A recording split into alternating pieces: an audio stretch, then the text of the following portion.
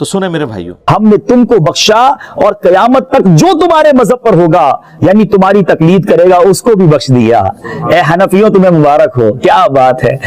حضرت امام اعظم ابو حنیفہ رضی اللہ تعالیٰ عنہ، آئے ہائے، آپ کی سیرت اتنی شاندار ہے اور اتنی جس کو آپ کہیں کہ اس کی جہتیں ہیں کہ عقل حیران ہو جاتی ہے۔ آپ نے اپنی زندگی میں 55 بار حج کیا۔ جب آخری بار حج کی سعادت حاصل کی تو خدام کعبہ شریف نے آپ کی خواہش پر باب الکعبہ کھول دیا۔ آپ بڑی عز و نیاز کے ساتھ، عاجزی انکساری کے ساتھ بیت اللہ کے دونوں ستونوں کے درمیان کھڑے ہوئے، نوافل پڑھنا شروع کیے۔ آپ نے 2 رکعت کے اندر پورا قرآن ختم کر لیا۔ کعبے کے اندر کھڑے ہو کر 2 رکعتوں میں پورا قرآن پاک ختم کیا۔ پھر دیر تک رو رو کر مناجات کرتے رہے۔ آپ دعا میں تھے کہ بیت اللہ کے ایک گوشے سے، ایک کونے سے آواز آئی، تم نے اچھی طرح ہماری پہچان حاصل کی اور خلوص کے ساتھ خدمت کی، ہم نے تم کو بخشا اور قیامت تک جو تمہارے مذہب پر ہوگا یعنی تمہاری تقلید کرے گا اس کو بھی بخش دیا۔ ہم نے تم کو بخشا اور قیامت تک جو تمہارے مذہب پر ہوگا یعنی تمہاری تقلید کرے گا اس کو بھی بخش دیا۔ اے حنفیوں تمہیں مبارک ہو، کیا بات ہے۔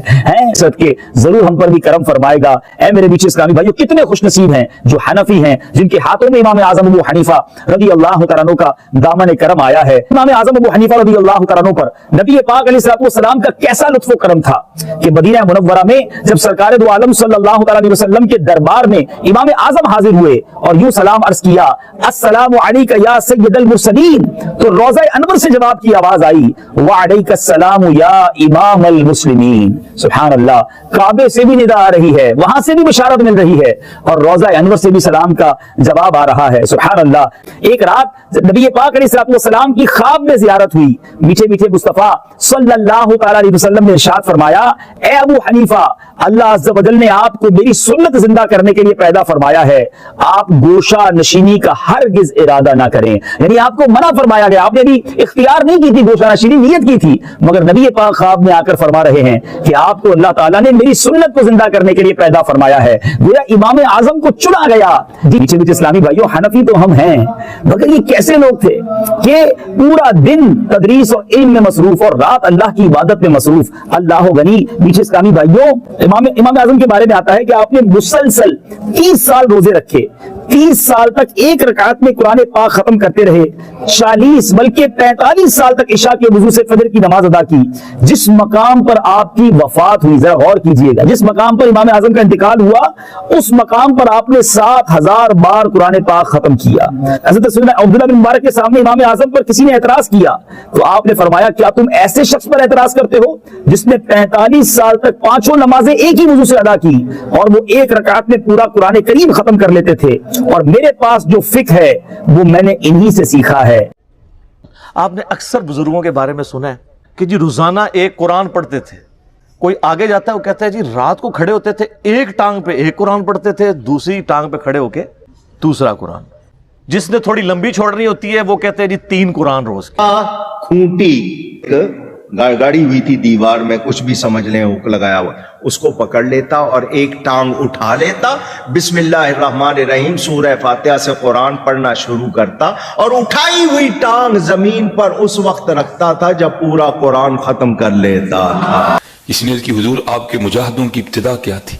آپ نے فرمایا میرے مجاہدوں کی ابتدا یہ تھی کہ ابتدا میں ہر رات ایک پاؤں پہ کھڑا ہو کر ایک قرآن کریم تلاوت کیا کرتا تھا۔ 8 قرآن والا ورژن بھی ہے سر، فضائل اعمال اٹھائیں۔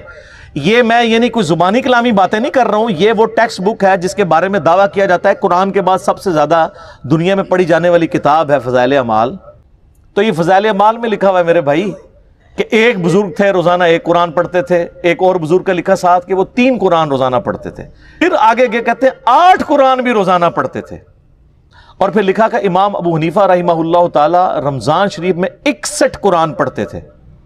61 کی گنتی وہ کہتے ہیں ایک قرآن دن میں ایک رات میں، کتنے ہو گئے 60، اور ایک تراویح بھی۔ ہاں جی، ایک 8 تھا، پھر تاک کرنا تھا نا انہوں نے، تو بارہ لوگ کہتے ہیں 61 قرآن امام حنیفہ رحمہ اللہ۔ یہ فضائل اعمال میں لکھا ہوا ہے۔ یہ بابوں کا تعارف ہے قرآن کے حوالے سے اور ایک کتابوں کا تعارف ہے۔ سر جامعہ ترمذی میں حدیث موجود ہے، اللہ کے محبوب صلی اللہ علیہ وآلہ وسلم نے فرمایا، جس شخص نے 3 دن سے کم میں قرآن کمپلیٹ کیا، مکمل کیا، اس نے قرآن کے فہم میں سے کچھ بھی حاصل نہیں کیا۔ یہ ان کو کہہ رہے ہیں جن کو عربی آتی تھی، تو انہوں نے عربی آندی بھی کوئی نہیں. جن کو عربی آتی ہے ان کو کہا جا رہا ہے 3 دن سے کم میں قرآن مکمل کیا تو فہم اس کا حاصل ہی نہ کیا. تو یہ جو 8 قرآن روزانہ کر رہے ہیں یہ کس سنت پہ عمل کر رہے ہیں؟ اپنی وشفل تھنکنگز میں سرگرداں ہیں. اور اس سے بھی مزے کی بات صحیح مسلم میں حدیث ہے، نبی علیہ السلام نے صحابہ کرام سے فرمایا، یہ حدیث بخاری میں بھی ہے لیکن مسلم میں ڈیٹیل ہے، بخاری مسلم دونوں میں ہے، کہ بھلا بتاؤ تم میں سے کسی شخص کی استطاعت ہے کہ وہ ایک رات میں 1/3 قرآن پڑھ لے، یعنی 10 پارے. آج کی ڈیٹ میں پارے اس زمانے میں تو نہیں تھے. تو صحابہ کرام نے کہا کہ یا رسول اللہ کس کی استطاعت ہوگی کہ وہ رات میں 1/3 قرآن پڑھ لے؟ ہائے ہائے ہائے ہائے ہائے. سر ہے استطاعت، فضائل مال میں 8 والے بھی آ جائے، لیکن صحابہ کرام تو بزرگ نہیں تھے نا، آپ کو پتا ہے وہ تو کامل الایمان مومنین تھے. یہ کہانیوں والے ہیں، وہ کامل الایمان اے کہانی باز.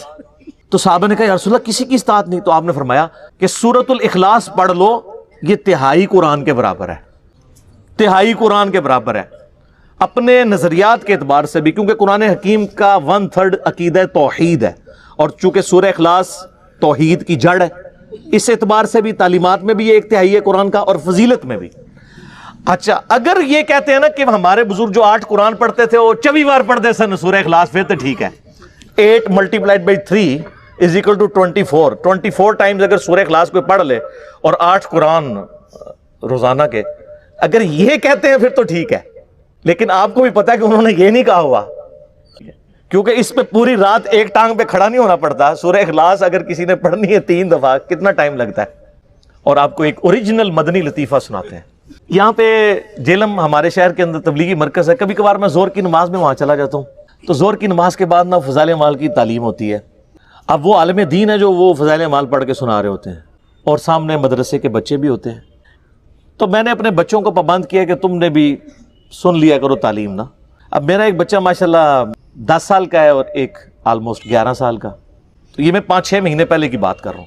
تو ہم درس سن رہے ہیں نا، تو یہی والا جناب وہ فضائل قرآن والا آ گیا جی، ایک بزرگ 3 قرآن روزانہ، ایک 8 قرآن، اور یہ 61 قرآن. اب میں جب بیٹھا ہوا درس سن رہا نا تو میں بچوں کی طرف دیکھ رہا، میں نے کہا کہیں یہ بھی وہی تو نہیں سوچ رہے جو میں سوچ رہا ہوں. خیر بعد میں ہم جب موٹر بائک پہ بیٹھے، میں گھر آنے لگا تو میرا بچہ مجھے کہتا ہے احمد، کہتا ہے بابا یہ باقی باتیں تو ٹھیک تھی، ایک بندہ روزانہ 3-8 قرآن کیسے پڑھ سکتا ہے؟ تو میں نے کہا بیٹا یہ کہانی تھی، اس کو چھوڑ دو، باقی باتیں لے لو. لیکن میں یہ سوچ رہا تھا کہ 80 لوگ اس عمر ہی ٹگے سا ڈنگر، کیونکہ ہماری تربیت نہیں ہوئی تھی. اور آج کل کے بچے سوچتے ہیں، کیوں سوچتا ہے؟ اس نے قرآن کئی دفعہ مکمل کیا، اسے پتہ ہے یہ اتنی موٹی کتاب ہے، یہ 8 دفعہ روزانہ کیسے پڑھی جا سکتی ہے. آپ لاکھ کسی کو کہتے رہے جناب انج کر کے پڑھ لی، انج کر کے پڑھ لی، کیسے منوائیں گے؟ اور میں نے تو احادیث سے ثابت کر دیا کہ صحابہ کرام علیہم رضوان بھی کہہ رہے ہیں کہ کس کی ہمت ہے کہ رات میں 1/3 قرآن پڑھ لے. تو نبی علیہ السلام نے وظیفہ دیا ہے سورہ اخلاص کا. تو ہم تو یعنی یہ ساری مثالیں آپ کے سامنے اس لیے رکھتے ہیں کہ آپ کم از کم مرنے سے پہلے اے مسلمان کر لے اس پہ غور. کتابوں کا خدا اور ہے، بابوں کا خدا اور.